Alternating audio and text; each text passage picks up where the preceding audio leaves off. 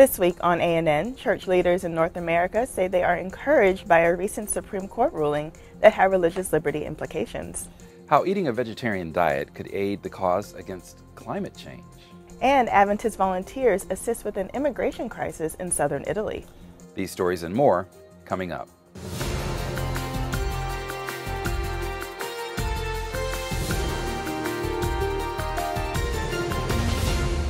This is ANN, a service of the Seventh-day Adventist World Church. Thanks so much for joining us this week.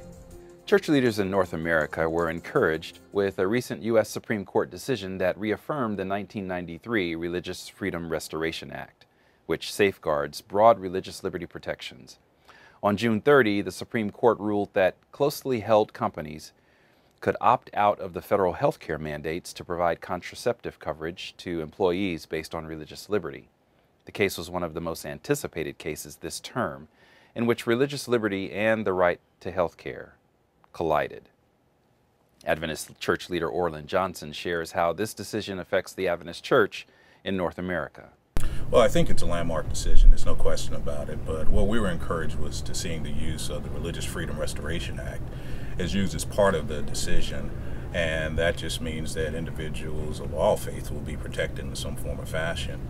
But with any 5-4 decision, there's always good news and there's bad news. The good news is that we see that individuals' religious beliefs were recognized by the court. The bad news could be if this is a first step for employers to decide to start to discriminate against people because an employer has a certain religious belief that an employee does not have. So what our prayer is that this will be a decision that will be used really as a tool that will uplift people and not be used as a weapon that's actually going to be used to harm people. Vegetarian diets can help the environment and increase longevity, according to a recent study by Loma Linda University Health. In a study showing that a plant-based diet is an effective way to combat climate change, research indicated that vegetarian diets resulted in a third less greenhouse gas emission than a diet with animal products. The study also found that people who have a non-vegetarian diet have a mortality rate that's 20% higher than vegetarians and semi-vegetarians. The study also indicates if more people choose a plant-based diet, they would help increase food security and sustainability around the world. Adventist humanitarians have partnered with government institutions in Palermo, Italy, to serve more than 700 immigrants who were rescued from a shipwreck off the coast of Libya earlier this month. ADRA volunteers were able to make arrangements to meet the needs of nearly 300 of the survivors in a local church. The immigrants came from Western African countries including Ghana, Nigeria, and Mali. At the church, ADRA volunteers also provided shelter, food, and hygienic kits to the immigrants. A gospel choir from the Palermo Ghanaian Adventist Church put on a musical program to convey warmth and solidarity for the immigrants during their time of crisis. The Adventist Seminary in the U.S. state of Michigan has appointed its first woman as an associate dean of the institution. Teresa Reeve, who was previously an associate professor of New Testament context, will serve as the associate dean of the Seventh-day Adventist Theological Seminary at Andrews University. She filled the role on July 1. She replaced Clifford Jones, who became the president of the church's Lake Region Conference. A small Adventist school in the South Pacific's Solomon Islands recently raised funds for a boarding school in India whose students have speech and hearing impediments. Record in Focus sends this report. Supported by their teachers and motivated by compassion, children at the Atawifi Adventist Primary School have raised nearly 2,000 Solomon dollars for what they call the Silent School.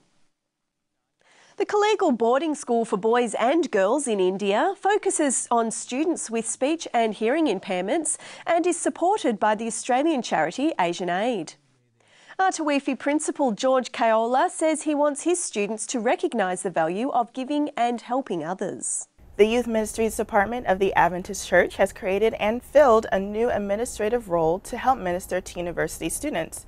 Dr. Jawan Stefan Moon, a native of South Korea, who has served in numerous ministerial capacities in Canada, is now the Associate Youth Ministries Director for Public Campus Ministries. He will provide vision and strategic planning to support Adventists who attend public universities worldwide. ADRA volunteers in the Southeast Asian country of Cambodia have partnered with an international nonprofit literacy organization to build a primary school. ADRA joined the organization Room to Read, to replace an existing school that is falling apart due to a sinking foundation. ADRA volunteers are also building latrines and adding landfill to create a playground. An Adventist Philanthropy Conference served as an eye-opening experience for attendees this week as they gained a better understanding of the profession's best practices. The conference was sponsored by the Philanthropic Service for Institutions, or PSI, and took place in the U.S. state of Maryland over a 4-day period. Although PSI is a consulting agency of the Church in North America, the Adventist headquarters contributed $15,000 for a dozen international attendees to participate in the conference. The sponsorship highlights the growing need for professional fundraisers in Adventist institutions worldwide. The first Sabbath of every quarter is set aside as a day of fasting and prayer for global initiatives of the Church. On July 5, Adventists are asked to fast and pray for Mission to the Cities efforts around the world. Adventist Mission sends this report. Mission to the Cities. This is probably the most important initiative the Seventh-day Adventist Church ever had. About 200 years ago, just 3% of the world population was living in the cities. Now we have more than half of the people in the world living in urban areas. In a couple of decades, we're going to have 3/4 of the whole population in the world living in those major cities. The Seventh-day Adventist Church decided to reach out to those urban areas. In each division around the world, one city was selected, and all over the world we have about 600 major cities that will be reached in a couple of years. To learn more about the Sabbath of Fasting and Prayer, go to revivalandreformation.org and click on Calendar. There you'll also find resources for prayer and fasting. And finally, in the news this week, the Communication Department of the Seventh-day Adventist Church released a short documentary that illustrates the transformative power of God. Bestseller is a film about Clifford Goldstein, a former secular novelist whose quest for the truth led him to Christ. You can find the film on Adventist.org. Subtitles are available in Spanish, Portuguese, Romanian, and French. You know, our team has been working really hard to get this film together, so I'm so excited that it's finally out and that people have the opportunity to view the film. Absolutely, and Cliff has such an inspiring story. He's such an asset to the church. And the thing is done so beautifully that I really can't wait for everyone to see it. Definitely. Coming up, a preview of the latest edition of Adventist World. Then Esther sent this reply to Mordecai. Go and gather all the Jews who are in Susa together, and pray and fast for me. Do not eat or drink anything for 3 days and nights. I and my maidens will fast as you do. After that, I will go to the king, even though it is against the law. And if I perish, I perish.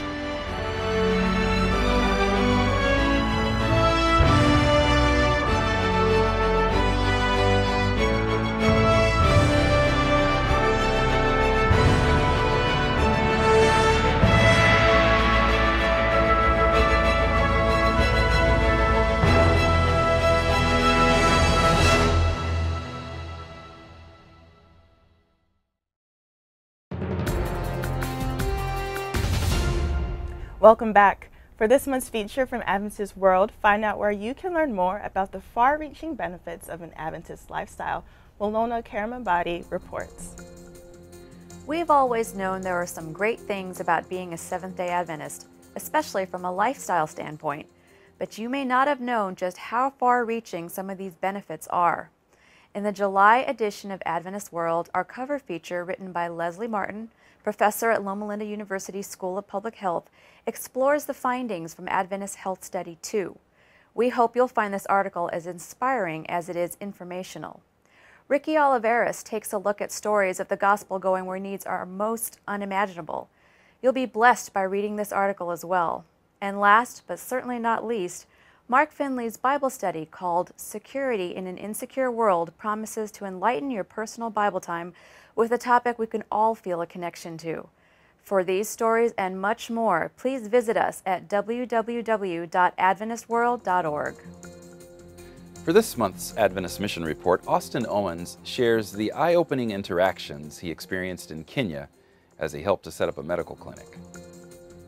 Recently, I was able to spend some time in Kenya with a close friend of mine that I went to high school with named John Michael. He's from Kenya, and we're doing a mission project there in southwest of Kisii district.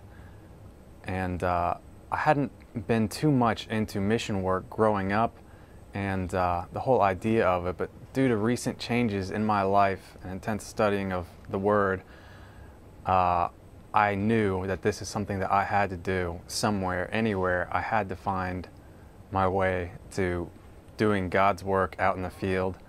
And what's really eye-opening there is the amount of children and the joy that they have regardless of all the suffering around them, the disease, the famine, so many broken homes there.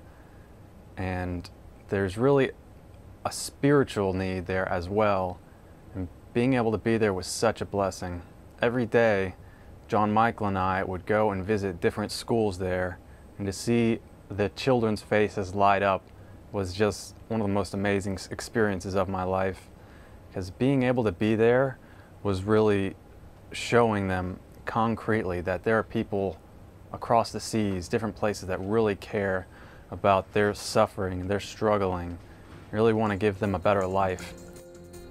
An Adventist Community Service Center in the U.S. state of Pennsylvania is providing a safe haven for their homeless community and meeting the practical needs of low to moderate income families.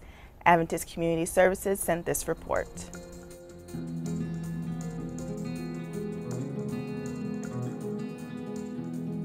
In Coatesville, Pennsylvania, a Seventh-day Adventist Community Services Center is providing a safe haven and a chance at a new life for those who have nowhere else to go. Over 30 years ago, the Coatesville First Seventh-day Adventist Church opened their doors to the homeless in their community, turning the Sabbath school rooms into a shelter every week from Sunday to Friday morning. After 6 years of this continued ministry, the church looked for a location where they could operate the shelter 7 days a week and expand their community service outreach. Through divine providence, they acquired the Atkinson Building, previously a hospital serving the underprivileged. On this property, the W.C. Atkinson Memorial Community Services Center was developed with a health center, men's shelter, apartments for low to moderate income, and a community services center. The Atkinson Center provides a continuum of housing, from the 22-bed men's shelter to transitional housing and supportive permanent housing to the apartments. The men who come to the Atkinson Center come from all walks of life, and many different circumstances have led them to these doors. I found myself in a situation that I would hope nobody finds himself in. I became homeless because I became very ill. I lost my health insurance. I lost my home. The Atkinson Center is based on a set of values that provide a strong foundation for personal growth. It is a place to help people get their feet back on the ground and their lives together. Each resident is given work responsibilities at the shelter and encouraged towards independence. The men's shelter is open every day from the dinner meal through breakfast the next day. In good weather, the shelter closes during the day to encourage residents to seek employment. They provide a counselor to the men to help chart their path and set goals. We've found out is if you live the life of Christ in your relationship with people, then they want to ask questions that will make them grow. We've tried to nurture that person and build that person all the way from where they were to where God would have them to be. They have instilled a set of values in me. I have a sense of pride about myself now, thanks to the Atkinson Men's Shelter, and they gave me hope, and they let me know that there's people out there that still love you in the world. To watch the full version of the video, visit vimeo.com/channels/keepitreal. For our Public Affairs and Religious Liberty segment, Dwayne Leslie shares findings from a report that identifies the worst violators of religious freedom around the world. A new report recently issued by the U.S. Commission on International Religious Freedom, or USERF, highlights the fact that freedom of conscience continues to be under serious attack in many areas around the world. In this latest survey, USERF, which is an independent federal advisory body created to monitor religious freedom abuses abroad, recommended that the U.S. State Department add 8 more nations to its list of countries of particular concern. defined under law as countries where particularly severe violations of religious freedom are tolerated or perpetrated. These countries include Egypt, Iraq, Nigeria, Pakistan, Syria, Tajikistan, Turkmenistan, and Vietnam.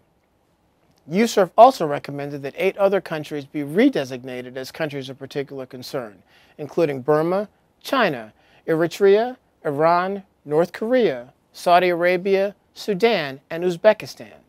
This year's report, the 15th since the Commission's creation in 1998, documents religious freedom violations in 33 countries and makes country-specific policy recommendations. The report also examines U.S. international religious freedom policy over the past decade and a half and recommends ways to strengthen U.S. engagement on and promotion of religious freedom. The Public Affairs and Religious Liberty Department of the Seventh-day Adventist World Church continues to monitor international developments against people of faith everywhere.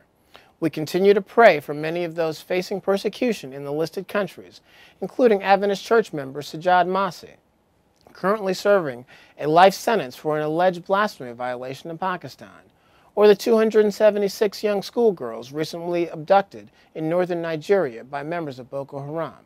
And we ask you to do the same.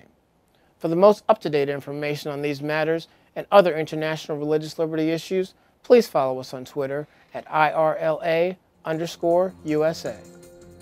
Students in an Adventist school in Rio Grande, Brazil took the opportunity to showcase their creativity and eagerness to learn during a recent educational affair. Novo Tempo sent the following report for this month's education feature. An educational fair was the goal of a project that combined different subjects, whose goals was to get students involved with learning, participation, and cooperation. In the Adventist school in the capital city of the Brazilian state of Rio Grande do Norte, students took the visitors on a trip around the world. At home, I did some research on the project, then brought it to school. I talked it over with my group, and then we started the project. While looking at the students' projects, it was apparent that they did not lack creativity. Eager to learn, they researched extensively and showed that they took their projects very seriously, and the school staff made sure that everyone was included. One of the biggest objectives of this project was to involve the entire school community. Teachers, staff, and especially the students were all involved in this project. The school has proved to its students that, whatever project or semester they're on, it is an indispensable part of their lives. I feel like the school has been a huge support throughout our education. This is only my second year here, but I can see that they get every student involved, no matter the age. Seeing the students devoting themselves to their education brings some realizations to their parents. I've noticed their dedication, their hard work, their teamwork. They're not the only ones that are happy and satisfied. I feel the same way thanks to the Adventist education that my son is receiving. He's not only being equipped with an education, but also with the spiritual life. During this project, the students didn't only build models or make stories, they also made plans on what to do with their future in education. I really like this project because it made me think about my future, and in the future, I hope to become a biologist. Still ahead, find out what you can do with those old gadgets and computers you may have around your house. Looking forward to those tips. But up next, how a Hope Channel program examines the answers to some of life's toughest questions.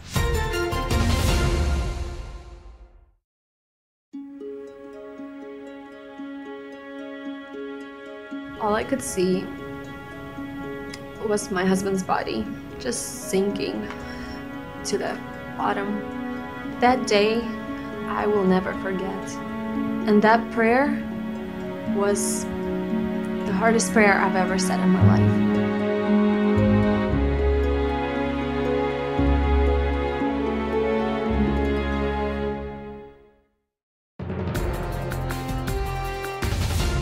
Welcome back. For this month's Hope Channel segment, Carmen McMurdy discusses how you can share a series that can help others on their spiritual journey. Every day at Hope Channel, we receive letters and emails and phone calls that confirm that there is a great need in this world for answers. There are people with questions about life and spirituality. Who is God, and does He really exist? Who was right, Jesus or Darwin? Why do children suffer? Where's the justice in this world? What is hell? Hope Channel answers questions like these. God is one such program. In this 12-part series, David Asherick addresses the serious questions of life from a practical and biblical perspective. Contact us today for a free episode of God, and we'll send you a second one to share with someone looking for answers. Call us at 888-4HOPE-TV. That's 888-446-7388. Or email us at info@hopetv.org. Get your free copy of David Asherick's presentation and join us in sharing God's good news with others. For Hope Channel, I'm Carmen McMurdy. I was at the recording of God by David Asherick, and it's so powerful. I hope everyone out there gets a chance to watch it. Absolutely, can't wait to see it. Definitely. Ever wonder where you can sell your old tech devices? For this week's Tech Corner, John Beckett shares a few suggestions that can benefit your wallet and the environment. Today we're going to talk about what to do with old gadgets and computers. First of all, remember that all technology loses its value very quickly. If you shove an old phone or camera in a drawer, it is worthless very soon. So once your new one is working, donate or sell that old device quickly to get the most money and so that it can be used by somebody else. But before you pass on a computer or a device, make sure you know how to completely erase it. For computers, remove the hard drive or use a free tool like Boot and Nuke. Here are a few ideas of how to donate or sell your gadgets. You might think about giving a digital camera to a kid to encourage an interest in photography. Sometimes schools need used computers and other electronics, so you can look there. Amazon and eBay are also great places to sell used gadgets, turning your old stuff into a little bit of cash. In the US, Dell and Goodwill stores have a partnership that means that Goodwill will accept computers of any type. They either refurbish them or sell it, or just recycle the components. Hopefully, these few tips will help you think of ways that you can be a better steward of your money and the planet's resources. For this month's It Is Written feature, John Bradshaw shares how God is leading the ministry as it transitions to the U.S. state of Tennessee. I'm John Bradshaw from It Is Written. It Is Written is on the move, and I mean that literally. After the decision to sell the building in which It Is Written was housed, It Is Written was faced with the prospect of either being homeless or finding a new place to live. Option A didn't appeal to us too much, so we got our thinking caps on, got on our knees and prayed that God would guide us, and God has guided us. It Is Written is moving across country from Southern California to the Chattanooga area in southeastern Tennessee. We feel that God is going to bless this move and this ministry in many ways. An opportunity for God to take It Is Written to a whole new level. Now, of course, if you've ever moved, you know that moving can be a bit of a pain. So we're asking that God would get us through this with a minimum of pain and a maximum of joy. I want to ask you to pray for us as we move. I believe, and I believe God believes, that this is the doorway to a more efficient, more effective, more potent and powerful It Is Written ministry. We're on the move, moving under the aegis of the Holy Spirit. God bless you. Check out more at itiswritten.com. Now let's turn to Benjamin Baker for a look at Adventist history. This week, a historic nomination for General Conference President. Thanks for joining us on This Week in Adventist History. For the last 30 years, 6 General Conference sessions have been held on the dates of this week. In our more than 150 years of corporate existence, there have been 59 GC sessions in all. The first, from May 20 to 23, 1863, was in Battle Creek, Michigan, in a small meeting house with 20 delegates. The latest was from June 23 to July 3, 2010, in Atlanta, Georgia, USA, in the Georgia Dome, with 2,244 delegates. In 1863, the Seventh-day Adventist membership was approximately 3,500. In 2010, the membership was just under 17 million. Initially, GC sessions were held roughly on an annual basis. Since 1970, they are held every 5 years. The shortest session was for one day in 1865. The longest was for 1 month in 1887.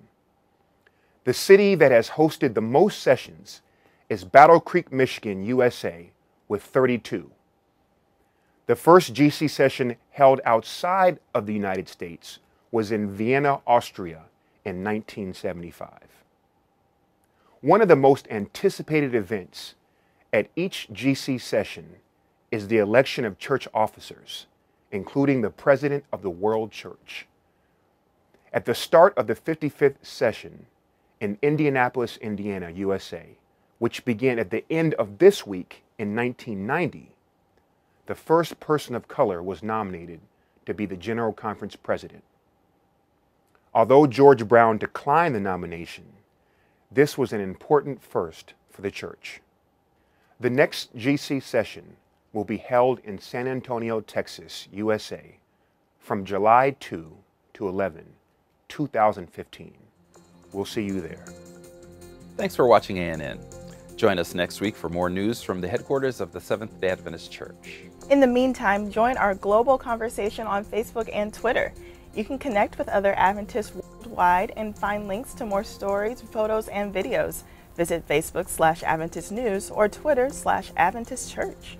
Our good news for this week comes from Ephesians chapter 2, verses 4 and 5. The passage says, "But God is so rich in mercy, and He loved us so much that even though we were dead because of our sins, He gave us life when He raised Christ from the dead. It is only by God's grace that you have been saved." That's one of my favorite passages. Absolutely. That's our program for this week. And remember, you can always visit news.adventist.org for daily news and videos. Until next time, God bless. Take care.